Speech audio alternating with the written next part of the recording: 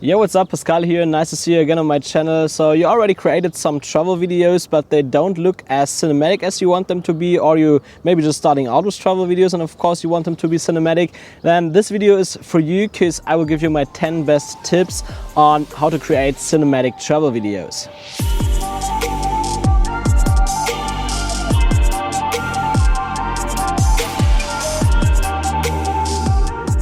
So 10 tips are actually quite a lot, and that's why I want to say here from the beginning that maybe you already know the one or the other tip, and maybe not every tip relates to you, but other tips will.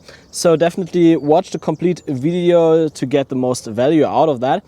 And yeah, I'm actually on top of a mountain here right now with a nice statue here, and this is like not a real tip, but something that I want to mention here by the side. Like, really always go for hikes, go up some mountains or so on. It always makes the travel videos nice. I'm actually recording this video the second time today because I have been at another place on top of a mountain yesterday where I recorded it, and that was awesome. I will put in some shots from that here. And yeah, the video was completely out of focus. I couldn't really see that on the small display because the sun was behind me and was shining too much on that. So yeah, that wasn't that good. So I have to record it again. And yeah, we'll insert some shots from yesterday here just to let you know where that is. It's outside Palermo. It's a nice place here in Sicily. And yeah, let's get started with the 10 tips. So the first tip here is really that you should plan your travel videos and your complete route, like the trip you want to do, before. Because at first what you want to plan is where you want to be at what time. Because let's say there are places that are better for sunset or sunrise, and there are other places that are probably better for like going there over the day at noon or so on. So it always depends a bit on the lighting, and you always want to have the best lighting in your travel videos. So you want to make sure that at the best sunrise spots you're at sunrise, and that at the best sunset spots you're at sunset. And it can sometimes be a bit complicated, but the more you plan it in advance, the better it is. And it's a bit contradictory actually to plan everything beforehand, because, well, I was a backpacker for a longer time, and as a backpacker you usually say that it's better to don't plan so much in advance, and that's true. You definitely have more fun there, but when you don't travel for a longer time, when you only travel for 1 to 3 weeks, for example, to one country or one place, then you're a bit limited, right? And if you want to get a nice travel video from that, you have to plan a bit. There's just no other way to do that. And there are actually nice tools that help you planning your trip, and that is of course Google, but also Instagram is really nice to get some inspiration of what shots you can get at what spots. And then you also have Sun Surveyor. Sun Surveyor is an app for iOS at least. I'm not sure if it's there for Android, but there should be a similar app. And this app shows you where the sun is at what time of the day. And this is at a map and also in a live view. A live view is great for sunrise, for example, to see exactly where the sun is coming up. But the map is really nice for pre-planning. So you know when you're at a certain spot where the sun will rise and where it goes down, and at exactly what time. It gives you the time in 1 minute. Of course, you should consider that there are probably clouds that can hide the sun sometimes, depending on the weather. And that maybe you have a mountain somewhere, so the sun will take a bit longer until it's over the edge. So consider that. But those 3 tools really help a lot pre-planning your trips.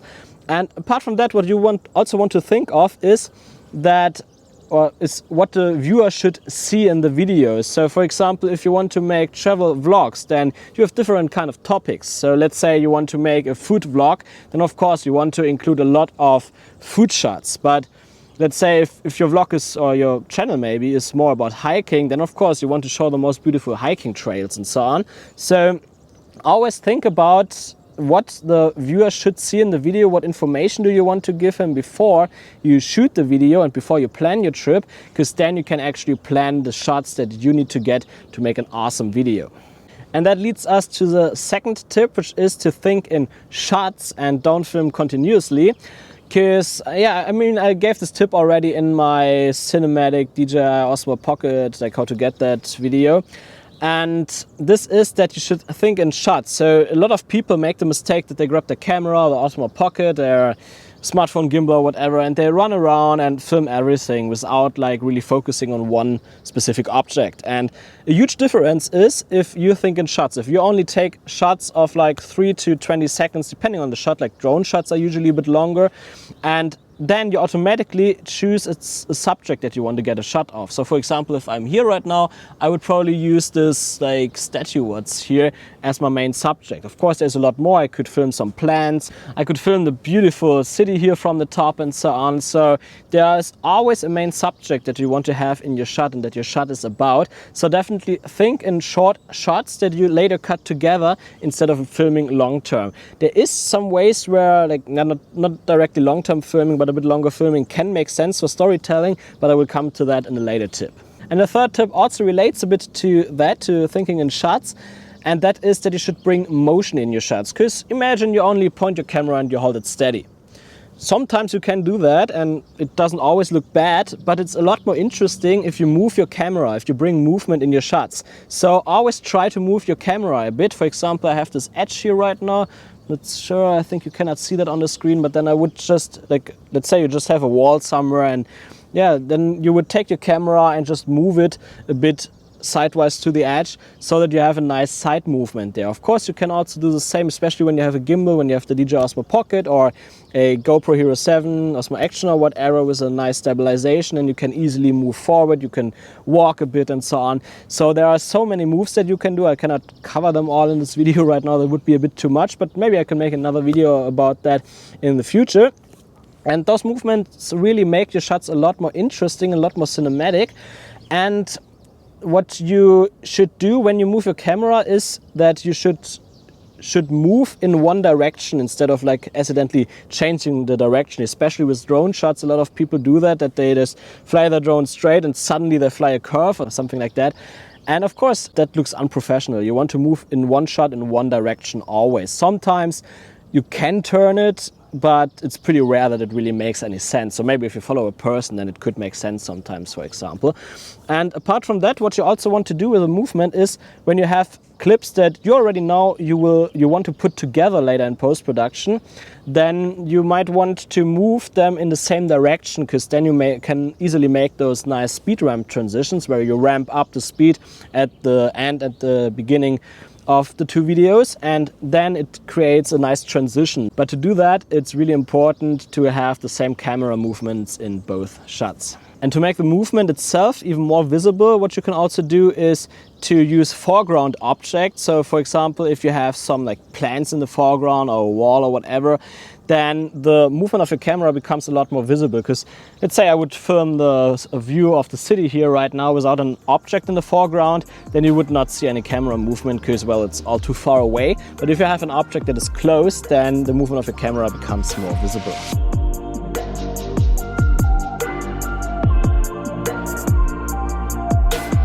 And the fourth tip is the tip that makes the movement of your camera a bit better, and that is simply that you should shoot in a higher frame rate.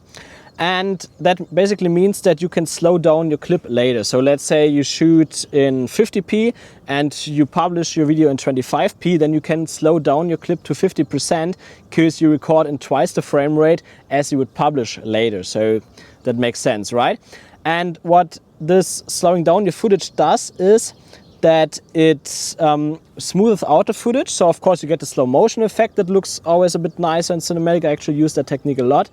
But apart from that, when you have some shake in your movement of the camera, then it smooths out this shake, and that makes your shot look a lot nicer, and you don't need to stabilize your videos so much anymore. So that really helps a lot. And the way how I do it is, like, you probably know that I publish all of my videos in 24p.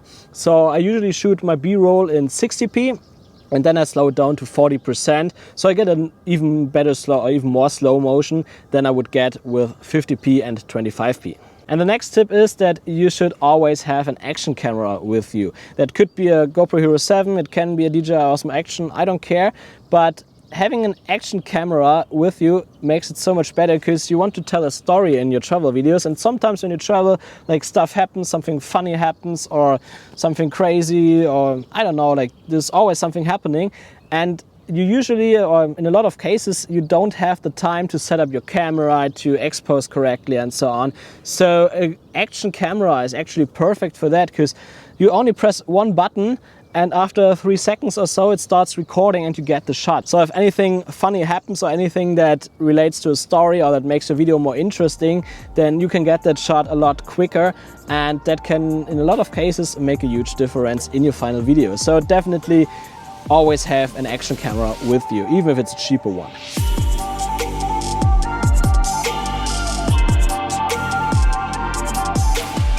And the 6th tip is that you should put people in your shot. Because, well, let's be honest, it's always nice to film a landscape or a building or whatever, but having a person in the shot always makes it better, because the person itself tells a story and it gives you more flexibility. For example, you could make a long shot of a person standing in front of the building, then you could maybe make a close-up shot of the hand opening a door or whatever. Like, there's so much that you can do when someone is in the shot.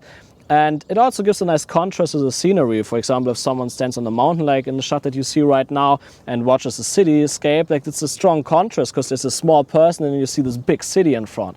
So that always makes the footage better. And yeah, it's not always easy to put people inside because, well, of course, you need to have some friends or a model or whoever. So it can be quite complicated. It's very complicated for me, actually, because I travel alone usually. And yeah, then I have to usually film strangers and I have to ask them if that's okay and so on. So that's also a reason why you don't see many people in a lot of my videos. But always when I get the chance to film someone, I do that. So I would definitely recommend to you to film more people. It definitely will make your shots a lot better. And the 7th tip is actually about filming people, and that is that you should use skin tones or contrast closes to enhance the shots when you film people. So what you see a lot on Instagram and on some travel YouTube videos and so on is, of course, like girls in bikinis or like guys that stand there topless. And of course, the reason for that is that sex sells, but apart from that, what it also does is that skin color is orange, and orange usually separates a bit from the surrounding. For example, when you have the sky and the ocean in the background, then you have a blue background and an orange object in the foreground, like the person. So your attention directly goes to the person. And that also makes the shot better. And you can do a bit more with that. For example, like when I'm in a surrounding like here where I have some green plants around me, then in color grading later, I can pull the green tones in, or push the green tones into the blue areas more, that it's more like a bluish green. And then it also separates more from the orange object. So consider that. Of course, not everyone is blessed with an Instagram body. For example, I'm clearly not. So what you can also do is to wear contrast clothes. That's at least how I call it. And that's, for example, that you wear a yellow or orange pullover when you go somewhere. And yeah, that makes it a lot easier to stand out from the surroundings. So always when you go out, think before what clothes you can wear that separate you or the person that you film from the surrounding.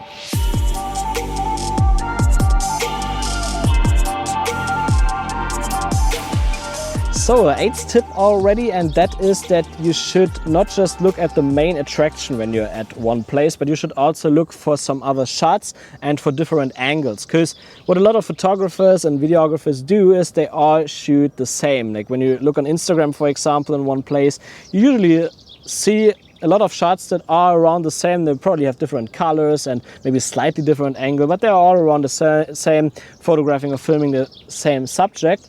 But in those places, what you usually find is that even in the surrounding area, you usually find a lot of other spots. For example, when you have a waterfall, there's probably a river that comes after or before the waterfall. So you could get some shots of that.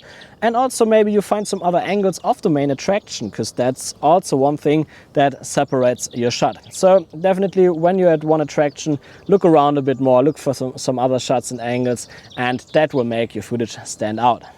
And the 9th tip is one that you could probably think of that is really important today, and that is that you should get a drone. But let me explain why the drone is so important. Like when thinking about drones, you probably think about just flying up and get some like shots from above, like from the air and so on. But that's not just what a drone is meant for. A drone is a great tool to film yourself and to even get also low ground shots that are a bit longer. For example, that the shot that you see right now, this is actually shot with a drone. It looks a bit like shot with a gimbal because it's so close to the ground. I was like flying out, I don't know, maybe 1 or 2 meters over the ground. It was really not that high. but it looks great, right? And it's done with a drone. You can do that so easily, and I was like flying maybe 20 or 30 meters far. And that, of course, even with a gimbal, it could be a bit harder because you really have to walk very slowly to get a perfect shot. So drones make it very easy, and also like filming yourself. Like we talked about that you should put people in your shot, but if there is no one with you, you can't do that. But if you have a drone, you could use options like active track or point of interest or tap fly to get shots of yourself. I actually did that yesterday in the shots that I blend in here right now from the mountain. And that always makes it so much better. And yeah, of course, it also gives you the shots from above, which are also great. So a drone definitely enhances your travel video, and you should not consider doing a travel video without a drone today anymore. Of course, if your budget is limited, then better do a travel video only with your normal camera than using a drone. But if you have the option, definitely do it. And the 10th and the last tip that I want to give here is that you should definitely learn to edit your travel videos professionally, because that's really what separates your videos. I mean, today everyone can get some nice drone shots, everyone can easily learn how to expose the shots on a normal camera correctly and so on. It's all not that complicated anymore, but really editing the footage in a way that makes it unique, that people like, that is really what makes your videos shine. So at first, get a video editor, a professional one like Final Cut, Adobe Premiere or DaVinci Resolve. I personally use Final Cut because it's the fastest, but you need a Mac for that. If you don't have a Mac, then you should have a look into DaVinci Resolve because it's quite fast. It's only a one-time payment. And yeah, it's also very professional, especially for color grading. It's the best color grading software that I know. And apart from that, Adobe Premiere is also what a lot of people use. There are a lot of plugins. It's one of the most used video editing softwares out there. But it's a bit more buggy than other apps, and it's also a bit slower. So I personally wouldn't use it. I would rather use DaVinci Resolve, but it's up to you. They're all very good. And so there's always a problem, of course, when you have a slow computer, right? So when you have a slow computer, what you can do is to simply film and edit in 1080 instead of 4K, which is not always good because it lowers your bitrate and so on. Like the quality is not the best. It's usually better at least to film in 4K and cut in 1080. But what you can also do on a slower computer is to use proxy files. So you can simply Google for Final Cut, DaVinci Resolve or Premiere plus proxy files. Just Google for that, and then you will find how it works for your video editing software. And what it basically does is it creates some like smaller files that are easier to handle for the computer, and then you can edit pretty fluently, but you don't edit in like the real resolution then. So yeah, consider proxy files. And what I usually do is I actually cut on a MacBook Pro.